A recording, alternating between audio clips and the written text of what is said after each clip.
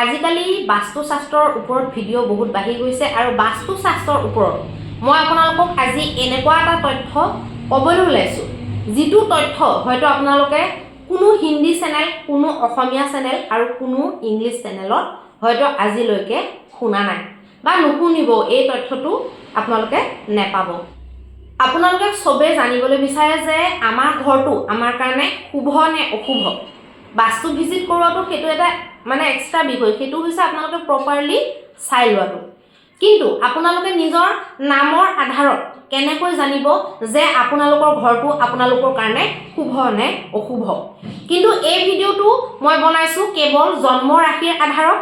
যদি আপোনালোকে জন্মতে কি ৰাশি আপোনালোকৰ আছিলে নাজানে, তেতিয়াহ'লে এই ভিডিঅ'টোৰ কথাখিনি আপোনালোকৰ লগত মিলাই নাচাব, মিলাই পেলাই অদৰকাৰী কমেণ্ট নিদিব। কাৰণ মই জন্ম ৰাশিৰ আধাৰত বনাইছোঁ। যি নিজৰ জন্ম ভিত্তিক জন্মৰ ৰাশিটো জানে, একুৰেট ৰাশিটো জানে, তাৰ কাৰণেহে মই এই ভিডিঅ'টো সমৰ্পণ কৰিছোঁ। আপোনালোকৰ যদিহে মেষ ৰাশি, সিংহ ৰাশি আৰু ধনু ৰাশি হয়, এই তিনিটাৰ ভিতৰত আপোনালোকৰ যদি ৰাশি হয় আৰু আপোনালোকৰ ঘৰৰ দুৱাৰখন যদি পূবমুখী হয়, আপোনালোকৰ ঘৰটো যদি পূবমুখী ঘৰ হয়, তেতিয়াহ'লে সেই ঘৰটো আপোনালোকৰ কাৰণে অশুভ। যদি আপোনালোকৰ ৰাশি বৃষ ৰাশি, কন্যা ৰাশি আৰু মকৰ ৰাশি হয় আৰু আপোনালোকৰ যদি দক্ষিণমুখী ঘৰ হয়, জন্ম ৰাশিৰ আধাৰত, কিন্তু জন্ম ৰাশি বা চন্দ্ৰ ৰাশিৰ আধাৰতহে কৈ আছোঁ, বেলেগকৈ এনেই নৰ্মেলি আপোনালোকৰ কিবা এটা নাম দি দিছে, সেইটোত কিন্তু মিলাই নাচাব। আপোনালোকৰ ঘৰটো যদি আপোনালোকৰ বৃষ, কন্যা আৰু মকৰ হয়, তেতিয়াহ'লে আপোনালোকৰ দক্ষিণমুখী ঘৰটো অশুভ, সেইটো আপোনালোকক মই জনালোঁ। আৰু আপোনালোকৰ যদি মিথুন ৰাশি, তুলা ৰাশি বা কুম্ভ ৰাশি হয়, তেতিয়াহ'লে পশ্চিমমুখী ঘৰ, পশ্চিমৰ ফালে মুখ কৰি থকা ঘৰ আপোনালোকৰ কাৰণে অশুভ। আপোনালোকে নিজৰ কাৰণে নিজৰ ফালৰ পৰা চাই ল'ব পাৰে। যদি আপোনালোকৰ একুৰেট জন্ম ৰাশি জানে আৰু এনেকুৱা এংগেলত মই যিটো কথা কৈ আছোঁ সেইটো এংগেলত যদি আপোনালোকৰ ঘৰ আছে, তেতিয়াহ'লে আপোনালোকৰ ঘৰত কিবা নহয় কিবা সমস্যা, কিবা নহয় কিবা দুখ, কিবা নহয় কিবা অশান্তি, কিবা নহয় কিবা অসন্তুষ্টি, জীৱনত সমস্যা, ঘৰখনত থাকি ভাল নলগা, বিভিন্ন তৰহৰ সমস্যা থাকিবই থাকিব। আৰু আপোনালোকৰ যদি জন্ম ৰাশি কৰ্কট ৰাশি, বৃশ্চিক ৰাশি আৰু যদি মীন ৰাশি হয় আৰু আপোনালোকৰ ঘৰটো যদি উত্তৰমুখী ঘৰ হয়, আপোনালোকৰ ঘৰৰ দুৱাৰখন যদি উত্তৰমুখী হয়, তেতিয়াহ'লে আপোনালোকৰ কাৰণে সেই ঘৰটো অশুভ।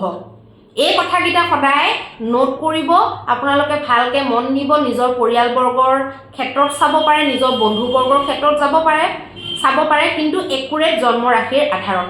এতিয়া বহুতে আহি ক'ব, মোৰ দেখোন অমুকটো ৰাশি, মোৰতো ঘৰত শান্তিয়ে আছে, এনেকুৱা ধৰণৰ কমেণ্ট দিয়া মানুহ ওলাব। আপোনালোকৰ ৰাশিটো নিশ্চয় ভুল হ'ব লাগিব। যদি ৰাশিটো একুৰেট হয়, এই সূত্ৰটো কেতিয়াও ভুল হ'ব নোৱাৰে। এইটো জন্মগত চন্দ্ৰমা আধাৰিত, এইটো ৰাশিৰ বা ঘৰৰ কানেকশ্যন। এইটো ইউটিউবতো নাপাব, ফেচবুকতো নাপাব, ইনষ্টাগ্ৰামতো নাপাব, ক'তো নাপাব। এইটো মোক মোৰ গুৰুৱে দিয়া তথ্য। এই তথ্যটো মই যোৱা বছৰ উজাগৰ কৰিছিলোঁ গুৰুৰ পাৰ্মিশ্যন লৈ পেলাই। তেখেতে পাৰ্মিশ্যন দিয়াৰ পিছত মই এই তথ্যটো মানুহক কম নে নকম সুধিছিলোঁ, তাৰপিছত ক'বলৈ দিছিলে। সেইকাৰণে মই এতিয়া আকৌ এই বছৰত নতুন এইটো ভিডিঅ' বনাইছোঁ। আপোনালোকৰ যদি সঁচাকৈ জন্ম ৰাশি এইকেইটাত হয় আৰু এনেকুৱাকৈ ঘৰ থাকে, কেতিয়াও সম্পূৰ্ণৰূপে শান্তি আৰু সমৃদ্ধি মতে আপোনালোকে থাকিব নোৱাৰিব। আৰু ইয়াত কিছুমান অপবাদ আছে, মই সেইটো আপোনালোকক কৈ দিওঁ। যদি আপোনালোকৰ হাজবেণ্ড আৰু ৱাইফ যদি দুইজনৰে যদি এটাৰো যদি নিমিলে, তেতিয়াহ'লেতো সেইখন ঘৰ গুচি বাঁহৰ তল বুলি ধৰি লওক। আৰু যদি এজনৰ মিলি থাকে, তেতিয়াও কিন্তু 50%, 60% লাভ লৈ জীয়াই থাকিব পৰা যায়। কিন্তু যদি হাজবেণ্ড ৱাইফৰ দুইজনৰ যদি কানেকশ্যনটো নিমিলে, ঘৰৰ লগত দুইজনৰ ৰাশি আৰু ঘৰৰ ৰাশি যদি কানেকশ্যনটো এক নহয় বা ইজনে সিজনৰ অনুৰূপ যদি একেলগে যদি চলিব পৰা নিচিনা নহয়, তেতিয়াহ'লে কিন্তু দেৰি হ'লেও, লেট হ'লেও সেইখন ঘৰতে তেওঁলোকৰ সম্পৰ্কবিলাক বেয়া হৈ যোৱা দেখা গৈছে। বা বহুতে এতিয়া গাত লাগিব, কথাখিনি ধৰক একদম মিলি যাব, কিন্তু সঁচা কথা নক'ব, সেনেকুৱা মানুহো আছে আমাৰ সমাজত। কিন্তু এইটো জন্ম ৰাশিৰ আধাৰৰ তথ্য, এইটো বহুত গূঢ় এটা তথ্য। এইটো বাস্তুৰো বাপেক বুলি ক'লেও বেয়া নহ'ব। বাস্তুৰো বাপেক কি? বহুতে বাস্তুৰ অকল খালি পূব, পশ্চিম, উত্তৰ, দক্ষিণকেইটাক লৈ ব্যস্ত হৈ থাকে। কিন্তু বাস্তু আচলতে পূব পশ্চিম উত্তৰ দক্ষিণৰটো বাস্তু নহয়, অকল 360 ডিগ্ৰী বাস্তু থাকে। সেইটো বৰ বেলেগ বিষয়। আজি মই আপোনালোকক মুঠতে যিটো তথ্য দিলোঁ, আপোনালোকৰ ঘৰত যদি খুব অশান্তি, কেতিয়াও যদি আপোনালোকে সুখ শান্তি দেখিবলৈ পোৱা নাই, তেতিয়াহ'লে এইটো মিলাই চাব। হাজবেণ্ড আৰু ৱাইফ দুইজনৰ ক্ষেত্ৰত এইটো মিলাই চাব। আৰু যদি এনেকুৱাও হৈ যায় বোলে আপোনালোকৰ ঘৰত 2টা বা 3টা বাচ্চা জন্মিছে, সিহঁতৰ যদি মিলি আছে, তেতিয়াও অকণমান ঘৰখনত কিবা এটা শান্তি পাব। কিন্তু ইমানো নাপায়। হাজবেণ্ড আৰু ৱাইফৰটো মেইন যাৰ মাটিডোখৰ, যাৰ নামত মাটিডোখৰ আছে, সেই মানুহজনৰটো মেইন হয়। এতিয়া ধৰি লওক কাৰোবাৰ দেউতাক ঢুকাই গ'ল, আপোনাৰ নামলৈ মাটিটো অহা নাই, কিন্তু আপুনিয়ে মেইন মানুহ ঘৰখনৰ দেউতাক ঢুকোৱাৰ পিছত, সেইটোও আপোনালোকে চাব। আৰু বহুতৰে এই প্ৰব্লেমটোৰ কাৰণে বাপেক পুতেকৰ মাজত সম্পৰ্ক বেয়া থাকে, বাপেক আৰু জীয়েকৰ মাজত সম্পৰ্ক ধৰক বেয়া থাকে, মাক জীয়েক মাক পুতেকৰ মাজত সম্পৰ্ক বেয়া থাকে। কাৰণ কোনোবা এজনৰ মিলি আছে, কোনোবা এজনৰ অমিল হৈ আছে, ফলত কি হৈছে, সংঘাতৰ সৃষ্টি হৈছে। গতিকে এই বস্তুটো সেইকাৰণে মই বাস্তুৰ বাপেক বুলি শব্দটো প্ৰয়োগ কৰিছোঁ। আপোনালোকে মিলাই চাব। আৰু এইটো যদি আপোনালোকে চাবলৈ বুজি পোৱা নাই, আমাক যোগাযোগ কৰিও চোৱাই ল'ব পাৰে, কথা নাই বাৰু। কিন্তু এইটো বৰ এটা আজি ডাঙৰ তথ্য আপোনালোকক নিউ ইয়েৰৰ কাৰণে গিফ্ট হিচাপে মই দিলোঁ। মিলাই চাব আৰু ইয়াৰ উপায় আপোনালোকে কৰিব লাগিব। যদি এইটো ধৰক হৈ আছে, সমস্যাটোতো হৈ আছে, মই কৈ দিলোঁ, কিন্তু যদি তাৰ উপায় আপোনালোকে যদি অলৰেডি হৈ আছে, চলি আছে, তেনেকুৱাত আপোনালোকে ভুগি আছে, তাৰ কাৰণেতো আপোনালোকে কিবা এটা প্ৰটেকশ্যন কৰিব লাগিব, উপায় কৰিব লাগিব, হয়নে নহয়? সেই বস্তুটো আপোনালোকে কৰিব লাগিব। তাৰ কাৰণে আপোনালোকে আমাৰ সহায় ল'ব পাৰে বা আমাৰ অনলাইন ছাৰ্ভিচত আপোনালোকে চেক কৰাই চাব পাৰে, বা ৰিমেডি কি হ'ব আপোনালোকে সুধি ভালকৈ লৈ ল'ব পাৰে। ধন্যবাদ। এইবিলাক কেলৈ কৰিব লাগিব? হ'ব দিয়া, হ'ব।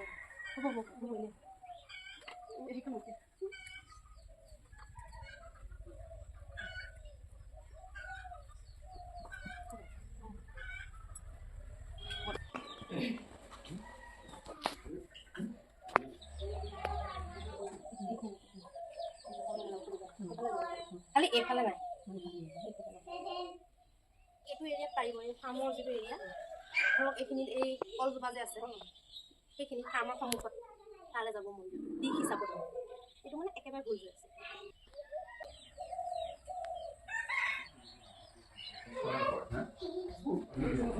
এই বস্তুটো আমি নিজে বনোৱা। এইটো আপোনাৰ 51 ঔষধিৰ গুণাগুণটোও আপুনি পালে, মানে বেয়া বস্তু নপৰাকৈ আপোনাৰ ঘৰখন শুদ্ধি হ'ল। আৰু ঘৰত যিমান ধৰক কিবা নিগেটিভ এনাৰ্জি যদি আছে, কিন্তু ৰেগুলাৰ ইউজ কৰিব লাগিব। ৰেগুলাৰ ইউজ নকৰিলে ইয়াৰ ফলটো নাপায়। ৰেগুলাৰ ইউজ কৰি থাকিব লাগিব। এইটো বস্তু চাওক, আমি এইবিলাক হেণ্ডমেড দেই, নালাগে মানে। এইটোতে আপোনাৰ চব আছে। এইটো দি আপুনি এতিয়া গোটেই ঘৰখনত, এইটো এনেই টেষ্টাৰ বটল, ডাঙৰ বটলো আছে, গোটেই ঘৰটোত আপুনি ভালকৈ এতিয়া এইটো দি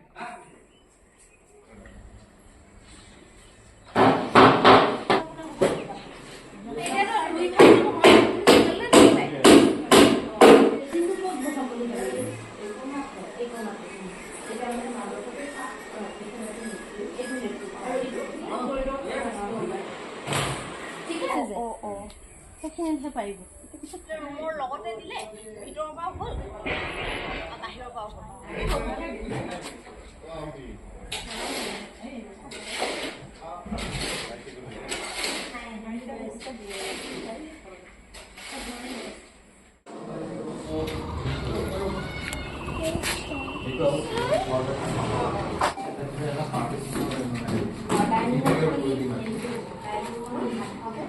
আপোনালোকে এইফালে মন কৰিব আৰু এইফালে মন কৰিব। এইফালে মন কৰি ভাতটো নাখাব।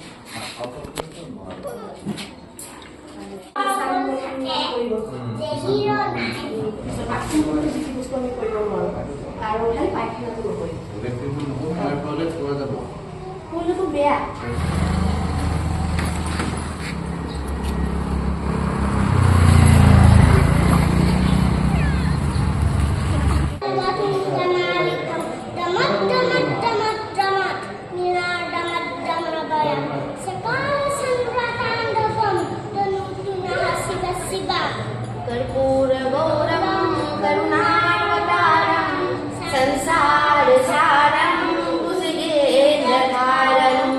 सदा वसन्तं हृदयानमृते भवं भवानी सहितं नमामि कर्पूरगौरं करुणावतारं संसारसारं भुजगेन्द्रहारं